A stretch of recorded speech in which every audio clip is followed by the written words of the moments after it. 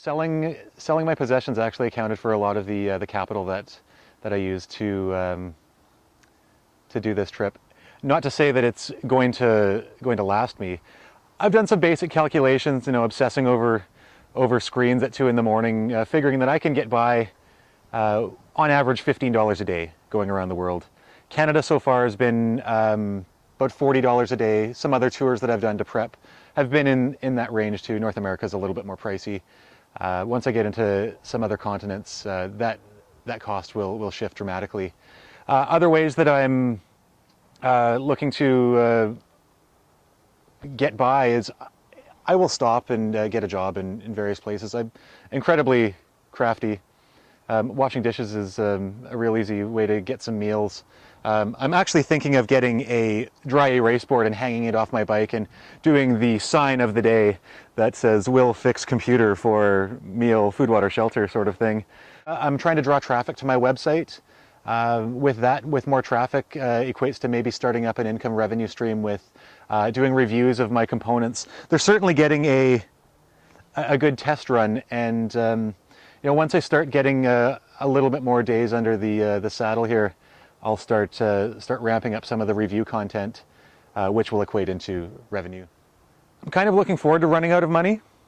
I think that needs to happen as part of this journey. I think that's one of those stresses in life that I had an okay life working in the computer industry, so I need to go from that end to this end, and eventually neither is the right way in my mind, so I'll find that happy ground because I'm going to be traveling each direction. Well, I typically carry 120 pounds of equipment with me.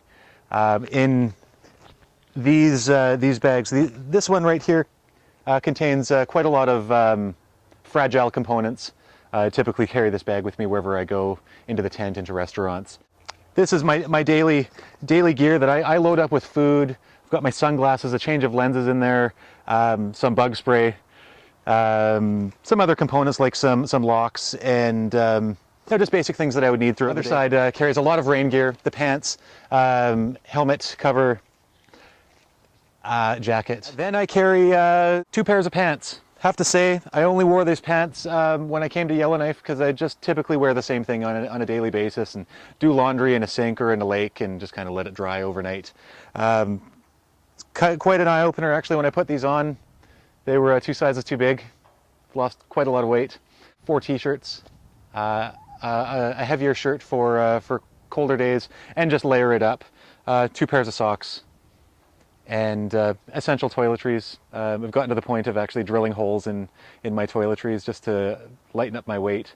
It's a little bit obsessive, but every gram counts. And then food. Food is one of the essentials.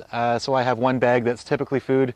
On the way up here, I actually had 3 bags full of food because of the no services aspect. Coming up Route 7, I'm burning about 6,000 calories a day. And I have to say I'm not getting 6,000 calories a day of intake into my body, but I'll eat anything. There is no 3-second rule anymore. If I drop it on the ground for half of an hour, I'll still pick it up and eat it. It's all energy for me. Oh, but I think I eat pretty good. It is kind of nice coming into a city center where I can actually sit down, do the little dance when I walk inside the place looking for a power plug to charge all of my components. I carry a GPS with me and speakers to get by. So it's kind of nice to have a home-cooked meal and charge things at the same time. Well, I'm actually doing a radio show while I'm riding my bike. So I've got, it's actually a hybrid radio show where I upload the content to the National Campus Radio Association, which will syndicate it across Canada, depending on which stations want to pick it up. I do the radio show while I'm riding, encountering bears and bison and goats and whatever else, semi-trucks, all that sort of thing. I'm thinking of learning how to juggle. I'm thinking the prairies would be a good flat place to figure that sort of thing out. I scramble to a notepad or a computer to write down some of these ideas late at night, and when I get a good chance to take a break, I start to put some of them in motion and just kind of file them away into the long-term goals. It does get a little bit boring, does get a little bit lonely. There's only so many times that you can talk to a bear. Well, so I'm using the power of the internet and my website, www.tiredofit.ca, primarily for note keeping for myself. There is a lot of things that happen in a day, so it's nice to keep track of that. Secondarily, family. They were a little bit concerned that I was just going to go up and drop everything and go ride around the world in some pretty extreme places. So they're secondary, it's for them. Third is for other people who are interested in bicycle touring. There doesn't seem to be much content for going off the beaten path, especially coming up to Yellowknife here. So I do spend a lot of time going into detail on road conditions.